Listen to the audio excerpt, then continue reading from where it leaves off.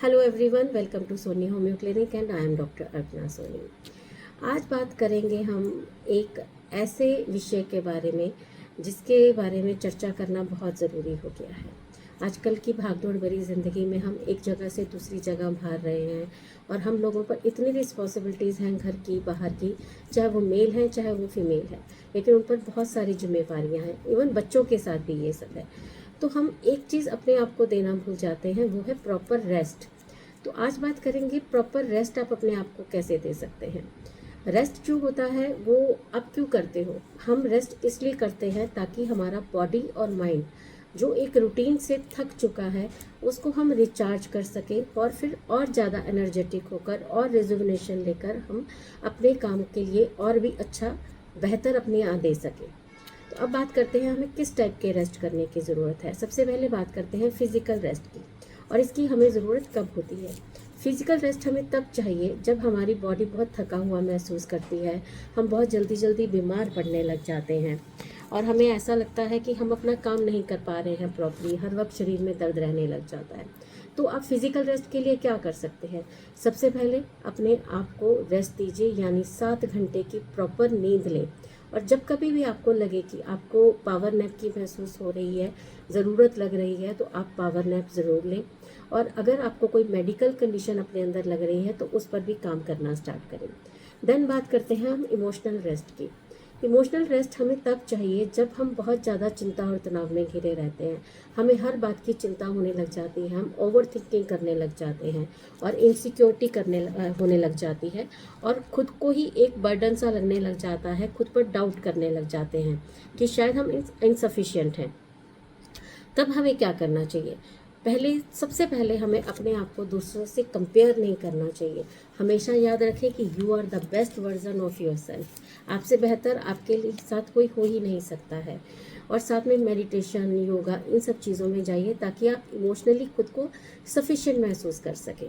Then बात करते हैं सेंसरी रेस्ट की। सेंसरी रेस्ट यानी कि हमारी आईज़, हमारे टेस्ट, हमारे स्मेल बर्ड्स, हमारे ईयर्स, जो हमें उनको भी रेस्ट बहुत ज़रूरी है देना। तो हम ये कब कर सकते हैं? जब हमें लगता है कि हमारी आंखें जो हैं वो थकने लग गई हैं, उन पर बहुत ज़्यादा स्ट्रेन पड़ रहा है, हम सेंसिटिव जो हो गए हैं लाउड नॉइज़ेस के लिए, शोर को बर्दाश्त नहीं कर पा रहे हैं, हम स्मेल या टेस्ट नहीं कर पा रहे हैं प्रॉपरली, तो समझ जाइए कि आपके जो सेंसरी ऑर्गन्स हैं उनके रेस्ट का टाइम आ गया है। तो ये अब आप कैसे कर सकते हैं?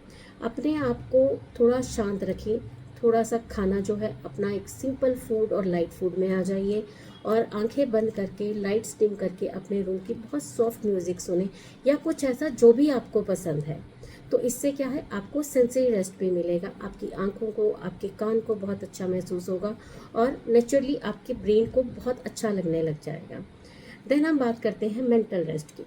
मेंटल रेस्ट हमें तब चाहिए जब हमें लगता है कि हम फैसले नहीं ले पा रहे हैं, हमें एक मेंटल फॉग सा लग रहा है या लैक ऑफ कंसंट्रेशन हो रहा है, हम किसी भी काम में कंसंट्रेशन नहीं दे पा रहे हैं। जनरली क्या होता है कि आप एक एग्जांपल की तरह समझिए कि हम एक रूम में जाते हैं कुछ लेने की और जाकर भूल जाते हैं, तो वहीं समझ जाइए कि आपको एक मेंटल रेस्ट की भी ज़रूरत है।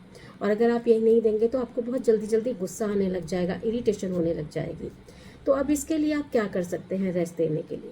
अपने काम का समय जो है वो सुनिश्चित करें कि आप यहाँ से यहाँ तक इतना काम करने वाले हैं, इस समय से इस समय तक ही काम करेंगे, उसके बाद अपने आप को आप रेस्ट देंगे। उस टाइम में फिर आप म्यूज़िक सुने या अपनी पसंद का कोई भी काम ऐसा कर सकते हैं। मेडिटेट कीजिए। मेरे लिए जो मेडिटेशन की डेफिनेशन है वो भी मैं आपके साथ शेयर करना चाहूँगी। मैं मेडिटेशन ये नहीं समझती हूँ कि हमने कुछ भक्ति का संगीत सुना और उसमें हम सुनने की कोशिश करते हुए मेडिटेशन करें। मैं ये कहती हूँ कि मेडिटेशन वो होता है जब आप दुनिया के सब काम भूल गए हैं, आप अपने आप को भूल गए हैं, आपको कुछ नहीं पता है कि आपके आसपास क्या हो रहा है और आप खुद में और उस काम में खो गए हैं। वो एक बहुत अच्छा म्यूज़िक हो सकता है, वो पेंटिंग हो सकता है, वो स्केचिंग हो सकता है, वो गार्डनिंग हो सकता है, यानी आपका कोई भी काम जो आपको एक मानसिक सुकून दे, पीस दे आपको, वो आपके लिए मेडिटेशन होना चाहिए। देन हम बात करते हैं स्पिरिचुअल रेस्ट की। स्पिरिचुअल रेस्ट हमें तब चाहिए जब हमें एक होपलेस वाली फीलिंग आए, यानी कि कोई आशा नज़र ना आना, हेल्पलेस, खुद को बेचारगी की तरह देखना, महसूस करना और ये लगना कि मेरा तो कुछ फ़ायदा ही नहीं है, को मोटिवेशन ना मिलना अंदर से, तब आप समझ जाइए कि आपको एक स्पिरिचुअल रेस्ट की ज़रूरत है। तो उसके लिए एक बहुत अच्छी चीज़ है, एक ग्रेटिट्यूड जो है वो अपना हमेशा रखिए। हर किस ग्रेटिट्यूड मीन्स एक थैंक्स, आपको हमेशा एक नए दिन के लिए भगवान को थैंक यू देने की ज़रूरत है। हम दिन में जितने लोगों से मिलते हैं हम उनसे कुछ ना कुछ सीखते हैं, तो वहीं पर हमें जो है एक थैंक यू अपना रखना चाहिए कि हाँ, कि आप अपना जो है ग्रेटिट्यूड दे रहे हैं, एक पॉजिटिव ग्रेटिट्यूड हो रहा है। और आप अपने जो भी आप जिस भी धर्म को मानते हैं आप उसमें थोड़ा खोने की कोशिश कीजिए, मेडिटेशन कीजिए आप। देन हम बात करते हैं सोशल रेस्ट की। जब भी हम होते हैं लोगों के साथ भी हो, अगर तब हमें यह लगता है कि हम बहुत अकेलापन महसूस कर रहे हैं, हमें डिटैचमेंट फील हो रही है, तो उसके लिए आप जो है अपने आसपास लोगों को, वैसे लोगों को रखिए जो एक पॉजिटिव ऑरा रखते हैं, जो आपको मोटिवेट करते हैं। वो लोग नहीं जो आपको हमेशा कुछ ना कुछ गलत बोलते रहते हैं या आपका मोरल डाउन करते रहते हैं।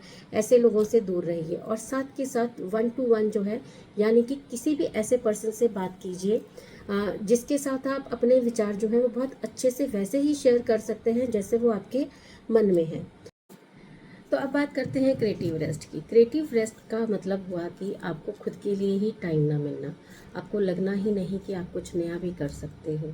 तो इसके लिए आपको क्या करना है कि आप खुद के लिए समय निकालें, आप बाहर जाएं। वो आपका जो है ड्यूरेशन वो शॉर्ट भी हो सकता है। आप हाफ एन आवर के लिए अपने घर से बाहर निकलें, आप अपने दोस्तों में जाइए, एंजॉय कीजिए, कोई मूवी देखिए, कोई शो देखिए, डांस करने का मन है तो डांस करिए या कुछ नया सीखने का ट्राई करिए। अपने आप को एक नए उसके लिए तैयार कीजिए कि कुछ भी नया मुझे सीखना है। जब आप हमेशा कुछ नया सीखने के लिए तैयार रहते हैं, अपने माइंड को प्रिपेयर करते हैं, तो आपका माइंड जो है वो और भी ज़्यादा शार्प होने लग जाता है। आप थोड़े बड़े वेकेशंस ट्राई कर सकते हैं, लाइक 3-4 दिन के लिए अपने फैमिली या अपने दोस्तों के साथ, या अगर आपको लगे आप अकेले जा सकते हैं तो अकेले जाइए। इससे क्या होगा कि आपको क्रिएटिव रेस्ट भी मिलेगा। अब बीइंग अ होम्योपैथ हम बात करते हैं क्या होम्योपैथिक मेडिसिन इसमें हेल्प कर सकती हैं? तो इसका जवाब है हाँ, बिल्कुल होम्योपैथिक जो मेडिसिन हैं वो आपकी हेल्प कर सकती हैं। Because physical, mental, emotional, spiritual, creative जिस भी टाइप की नीड आपको होगी तो होम्योपैथी में उस टाइप से ही आपके सिम्टम्स को देख के मेडिसिन दी जाती हैं, जिससे आपको उससे होने वाली जो प्रॉब्लम्स हैं वो दूर हो जाती हैं और आप अपने आप को और ज़्यादा एनर्जेटिक महसूस करने लग जाते हैं। आशा करती हूँ इस सब जानकारी से आपको फ़ायदा मिलेगा और आप अपने लिए कुछ भी करने के लिए तैयार रहेंगे, अपने आप को रेस्ट देंगे, चाहे वो बॉडी वाइज है या माइंड वाइज है या किसी भी टाइप का रेस्ट है। आपका दिन शुभ रहे। धन्यवाद।